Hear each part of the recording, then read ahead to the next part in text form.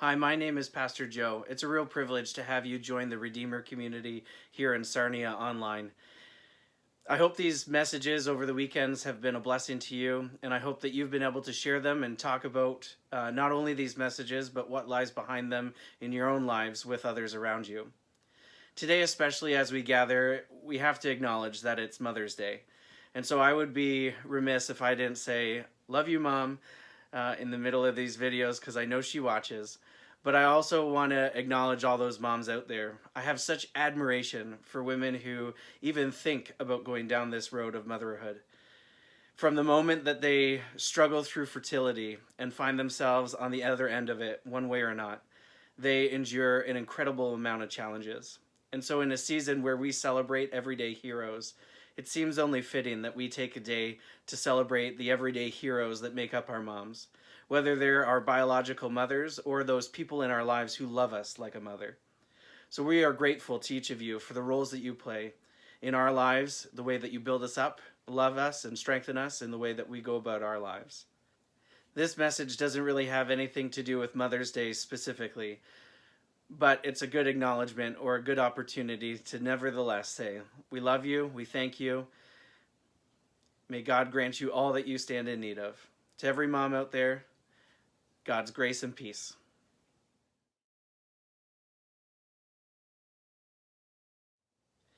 Anytime you take apart something, there's always that task at the end of putting it back together or replacing it with something new or improved or refurbished. For us in our lives, it's no different. Whether we do some internal work in our own lives about setting habits straight or correcting that rhythm of life that's become lopsided. And for many of us over these last 8+ weeks, depending on where you are in this world, you have probably had ample time to be doing some of that work, even if you've been busy in the front lines pouring out all of your strength. There's an opportunity for you to think twice about the rhythm of life that we were living before and to think about living life differently afterwards. As our nations get antsy and anxious to get going on some of the things that they were involved in before, there's this urge to go back to. But we've been on a different path through these messages over the last couple of weeks, reminding ourselves that God has a different plan for us than what we were living into before. He doesn't call us into a rat race of life. He calls us to live full and healthy lives, not exhausted and tired lives that leave us weary and worn out.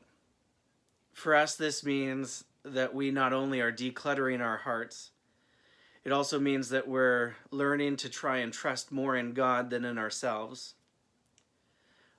But there's more that we can be doing.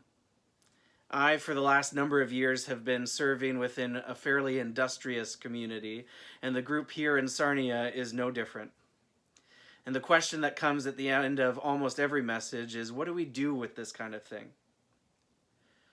Well, the Pharisees in the Gospel of Mark were asking Jesus a series of questions to trip him up, to show that he wasn't really the Messiah, wasn't really a rabbi worth trusting, that he wasn't worth everything that he was promising to be. And so they ask him one question that basically is the same question we have for ourselves today. If after we've replaced old habits that are unhealthy, what kind of new things in our lives can we be doing or should we be doing? If God asks us not to be running ourselves ragged, then what does he ask us to be spending our time and energy toward? The Pharisee asks it this way. He says, of all the commandments, if out of all the laws that God has given, which is the most important? And here in Mark 12, verse 29 to 31, he says, the most important one, Jesus answered, is this. Hear, O Israel, the Lord our God, the Lord is one.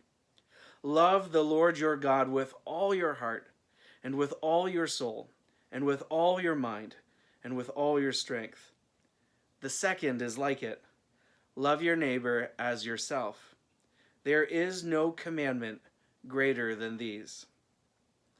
For a number of the worship services that I've led over the years, I like to end as part of the farewell by saying to people, live and love as God has first loved you.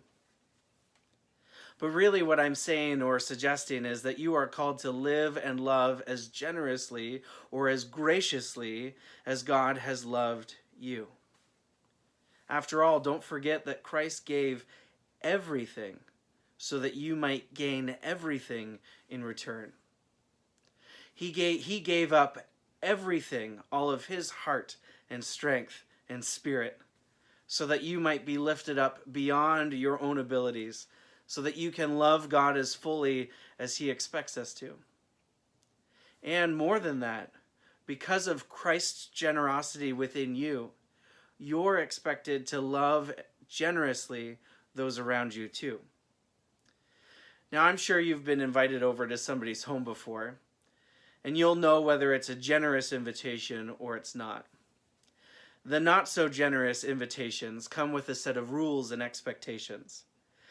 You feel uncomfortable in the space, like you're intruding or that you're out of place, or you can feel like you're causing stress or anxiety to the person that you're with. Maybe you're walking on eggshells because you're nervous about doing something to mess up their area. That invitation is genuine, but it's not necessarily as generous as it should be or could be. A generous invitation of hospitality invites you to make their home your home. It invites you into that place, and then they turn over all that they have available to themselves to you, and they say, these things are for you. No questions asked, no cost attached to it. Just make yourself at home, period. They treat you and they love you like one of the family. This is generosity. This is a love for another that is generous and gracious. And you know that because you wish that there was something that you could do in return for them. But there's not. You simply receive the gift of grace and go about your business. Now, I know as you're listening to this, you're probably thinking to yourself, especially if you're close to me, well, I'm not going to invite Pastor Joe over anytime soon. He's got way too high standards. It's okay. I know not everybody has a gift of hospitality that can be done that way, and I don't expect it of everybody. But there is an expectation here in Scripture that we love each other generously. And I think we've seen some of that generosity in the society around us. I hear it at least when I drive around the neighborhood and I hear somebody honking down the street wildly to find out that somebody's birthday has just happened or is taking place on that day. And everybody who passes by honks to acknowledge and to celebrate so that that person doesn't feel alone on a very special day. I've also seen that generosity in the way that we've gone about our business. Even if you're trying to maintain the social distance of 2 meters and cover your face with a mask as you go grocery shopping, there seems to be an added effort to the way that we ask people how they're doing and engage in a conversation. We're not just making small talk or being polite. We're not being stingy with our friendliness. No, if somebody begins to tell us how they really are feeling, we are more than happy to stop, listen, and talk. In the context of Mother's Day, I can't help but think about the generosity of a mother's love, especially when it's done well. I think about the struggle that begins long before a child is even conceived, and how mothers routinely surrender themselves to that personal and private struggle. And then they endure a labor in which I have never seen a person work as hard as my wife did in her own laboring. That alone is generous. But then after that child is delivered, then they'll spend the next year and a bit with sleepless, disturbed nights, night after night, taking care of a child who's done nothing. And then after those sleepless nights begin to come to a close, most are ready to do it again. They just generously and graciously love. It comes at a steep cost to themselves, but it is freely received by that baby.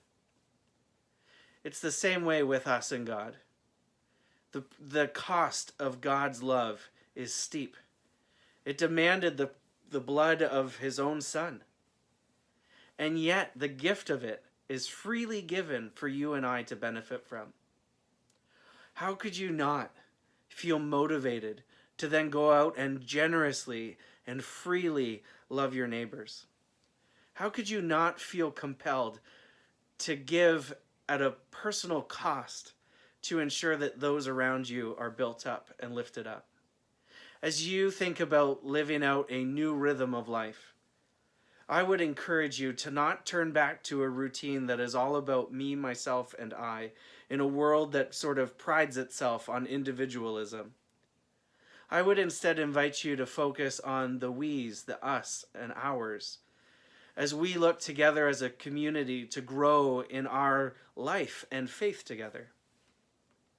I would encourage you to be as gracious as you can in loving those around you, and to not be bothered when it comes at a personal cost. I promise you, the reward of loving people this way is more than worth it. And if you don't believe me, just watch any of the good news that's being spread today. Or pick up that Bible that's sitting on your bookshelf at home. Blow some dust off it and read the story yourself. Hi, my name is Cecily, and I'm going to be playing Amazing Grace.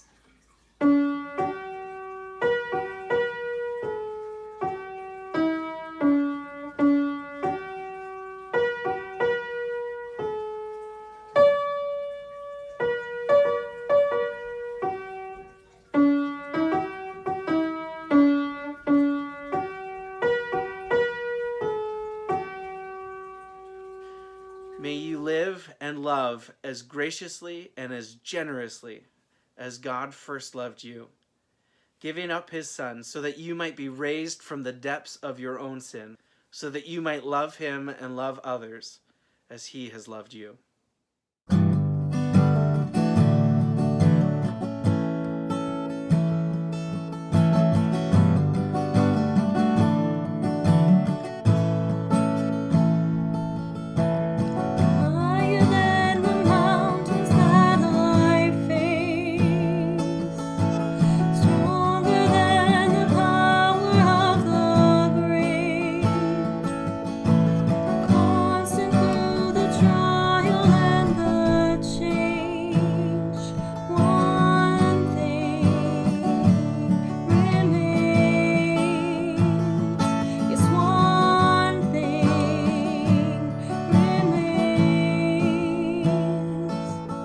Your love never fails and never gives up, never runs out on me. Your love never fails and never gives up, never runs out on me. Your love never fails and never gives up, never runs out on me. Love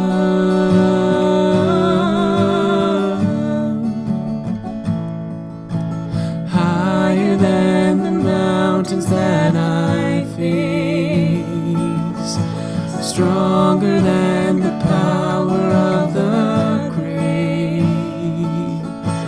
constant in the trial and the change. One thing remains, yes, one thing remains.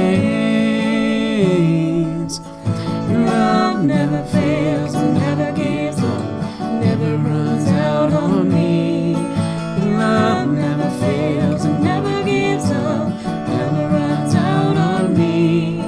Your love never fails and never gives up, never runs out on me. Love,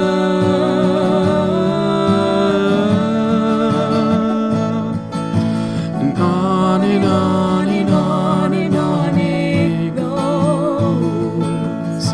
It overwhelms and satisfies my soul, and I never ever have to be afraid, 'cause one thing remains, one thing remains.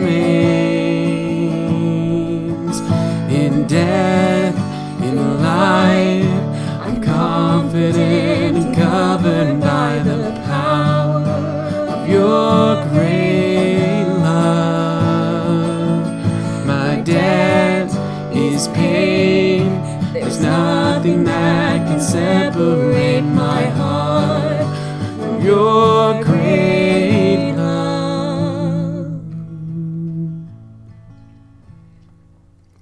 Your love never fails and never gives up, never runs out on me. Your love never fails and never gives up, never runs out on me. Your love never fails and never gives up, never runs out on me. Your